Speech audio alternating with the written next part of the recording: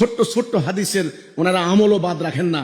যেমন ধরেন মিসওয়াকের গুরুত্ব, মিসওয়াকের ফজিলত, মিসওয়াকের মশালা, সেটা পর্যন্ত শিক্ষা দিচ্ছেন। রাত 12টা বাজে কি আমল করা হবে, কি দোয়া করা হবে, সেই ফজিলত শিক্ষা দেওয়া হচ্ছে। অথচ এই 5 দফা কর্মসূচি রাসূলুল্লাহ বললেন আল্লাহ আমাকে দিয়েছেন, আমি তোমাদেরকে দিয়ে গেলাম, যেটা ডাইরেক্ট প্রত্যেকটা দফা কোরআনের আয়াত। 1 নাম্বার ঐক্য, তোমরা ঐক্যবদ্ধ থাকবে।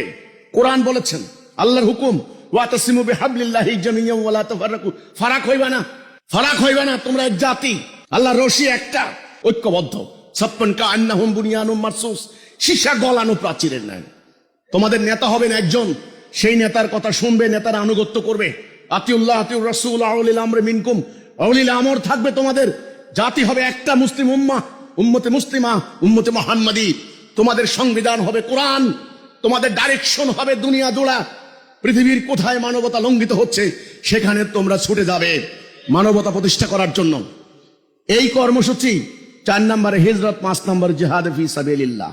কিভাবে আমাদের পরবর্তী ফকিরা, পরবর্তী পণ্ডিতরা ওনারা এই কর্মসূচি থেকে কথা ভুলে গেলেন।